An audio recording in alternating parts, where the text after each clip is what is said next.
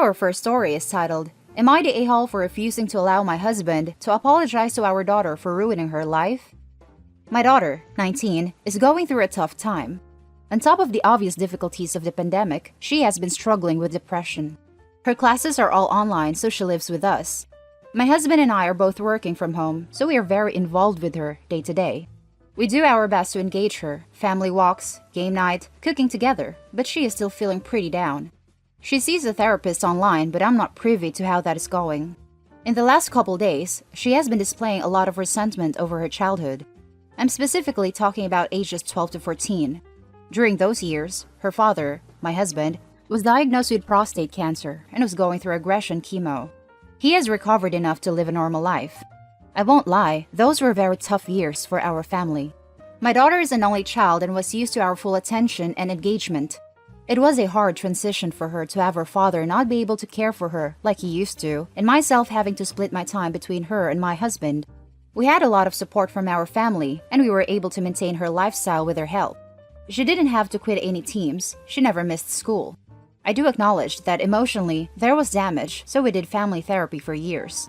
Yesterday, she was in a bad mood. During dinner, I asked her what was going on and she went into this explosive rant about how many issues she developed due to us. Apparently, we are responsible for her grades slipping, her relationships failing, her weight gain, etc. She tied it all back to her missing crucial development during the years where her father had cancer. At one point, she says something like, "Has it ever occurred to you that maybe you should apologize? You basically deprived me of my childhood."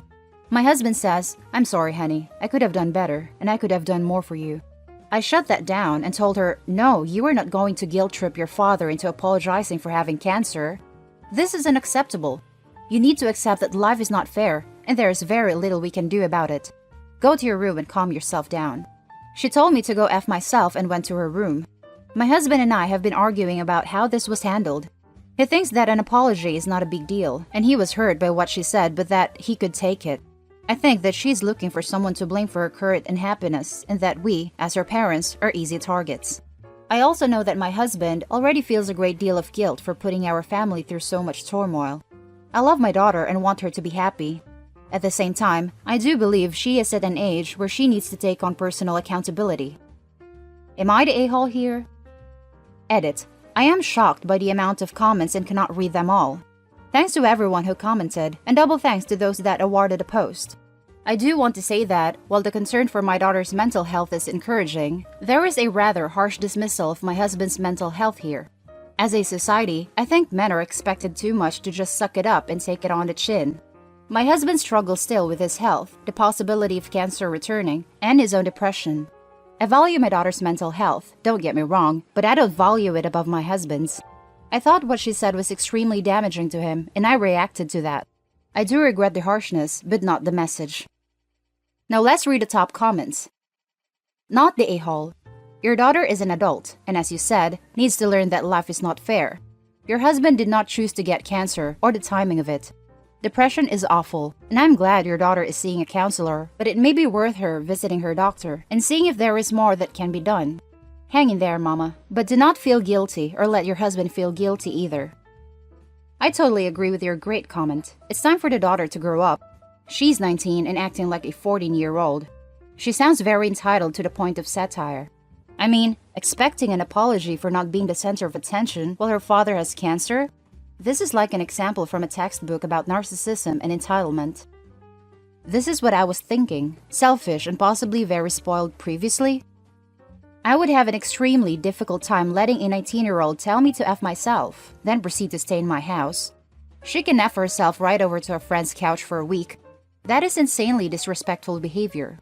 She definitely seems entitled, especially if she feels her dad needs to apologize for having cancer. Half glass empty much? At least, she didn't lose her dad. Not the a-hole. Your daughter needs to learn to take responsibility for her own crap instead of blaming others, especially when it's something out of everyone's control, and the fact that she is so entitled at 19 that she thinks she is owed an apology for her dad fighting for his life against cancer is a really bad sign for how she will handle adult problems. Point out to your husband that letting your daughter think that the world owes her crap will mess her up in the real world, so learning to accept that crap happens and no one owes her anything when it does is an important lesson that she needs to learn. She should look into more therapy. This OP, this. Your daughter's entitlement is what is, / has set her up for failure. She's going to have a rude awakening when she realizes she won't always have her parents to blame. And for the second story, am I the a-hole for telling my sister-in-law to stop pushing her BS off on my relationship? My sister-in-law is in her late 30s. Myself and my husband, her brother, are both 26. I have been married to him for going on 6 years, and we have been together since the end of freshman year of high school. Very briefly, we stayed with her. I think we moved in when we were 19 and we left about 6 months later when we bought our first home. Throughout the entire time we were there, she did nothing but crap all over my husband. She was constantly speaking horribly of him because of the decisions he made before we started dating. She continuously told me to watch my back because she feared for my happiness and feared that he would crap me over. Needless to say, my husband has been fantastic to me since the very beginning. So, I had dealt with this for a while. Had multiple discussions with my husband and he basically just wanted to leave it alone. He chalked it up to her just being a negative person due to her marriage slowly failing. He refuses to help her with anything, but he also goes about it like she has never said anything.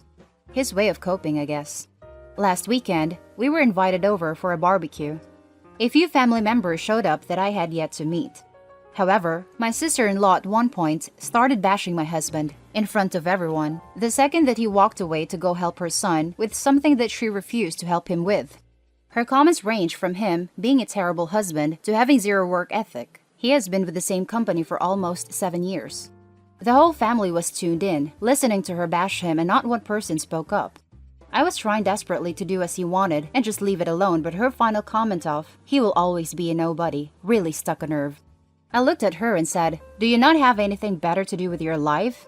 Do you seriously think that anyone wants to hear you openly bash a man who has done nothing to you, your own brother no less?" The family fell silent and my sister-in-law was just gawking at me. This is the first time I have spoke out of line. She finally said something like, "I know him better than you. You seem to forget that." So I said, "Well, say it to his face then, instead of being freaking two-faced and pushing your BS off on me, or any of us for that matter. Where is your husband? Why are we not discussing that he doesn't even hang out at a family barbecue or sleep in the same bed anymore?" She stormed away from the table after telling me that my disrespect was disgusting. Apparently, she was crying in the bathroom when my mother-in-law found her. Everyone in the group started saying things like, "Is she always like this?" Or, "He seems like a damn good man to me." Or, "Yeah, where is Chris anyways?" Chris is sister-in-law's husband. So, needless to say, everyone was on my side except my other sister-in-law, who has gone to great measures to make sure I know that she now freaking hates me and thinks I'm a dumpsy.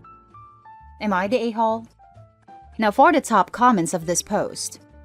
Not the a-hole, you the boss. That was murder by facts. You spilled the tea and she is just witched up. Congrats for finally unmasking the monster for all to see. You done good.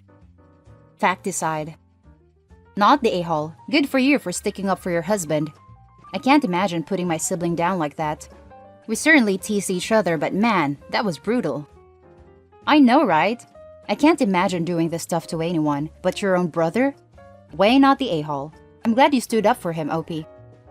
Honestly, I kind of hate my brother most of the time, but I would never openly bash him in front of others. General rule of thumb, if someone is terrible, they will make that evident to others in their own. They don't usually need your help to do it. Why are you even asking this? For defending your husband when he isn't even there to defend himself? Not the a-hole. The only reason I feel like I'm an a-hole is because my husband told me specifically that he just wanted to leave it alone and act like she isn't saying anything. He didn't want to add fuel to the fire. So, I basically went against his wishes and spoke up anyways. I feel bad for not sticking to what he wanted. And now for the final story. Am I the a-hole for banishing my sister and brother-in-law? My sister married a real bum. I really don't like him.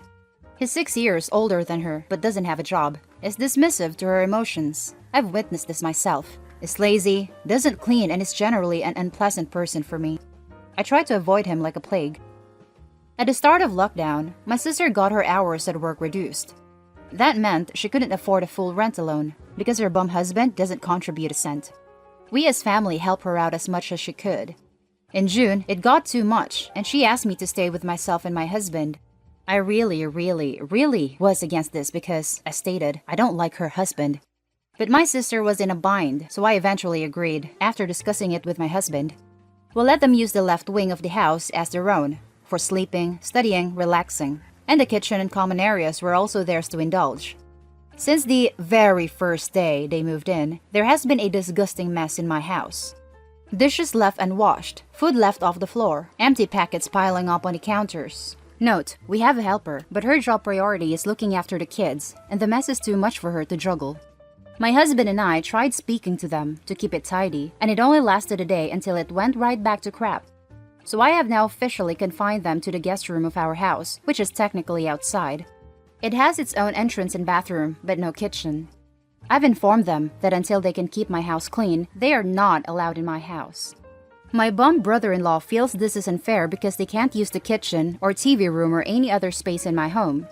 They also have 2 kids and my nephew is attached to his father, so they have to share that guest room with the children, where previously, the kids were using the bunk beds in my child's room. I don't feel like an a-hole, I don't even feel guilty. But my husband firmly believes in doing the most for family, so he thinks we should not banish them to the outside room. I think their habits are disgusting and no amount of talking to has worked. So they must stay there until they can learn to function like actual adults. Edit. I think I might be an a-hole because I'm making my sister suffer for the actions of her husband. She works, so I sort of understand why she can't clean constantly, but he doesn't. Yet, they're getting the same punishment. Now let's read the top comments. Not the a-hole. That's fair. It's also still pretty generous. If I was unemployed and someone banished me to a rent-free, standalone guest room with bathroom, I'd be pretty thrilled. You probably don't leave disgusting messes everywhere though.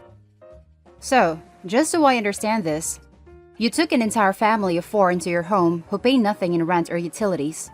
Not only do they do nothing to help with upkeep and maintenance, they actually trash the place. Talking to them has been unavailing. So, instead of evicting them, you pushed them out to the guest house and told them that until they can learn how to clean up after themselves, they would not be allowed in the house. Is that it? Not the a-hole. I would have evicted their ungrateful behinds and throw them out into the streets without a second thought. It is a shame about your sister. I wonder what circumstances conspired to make her think she couldn't do better than this shiftless man she married.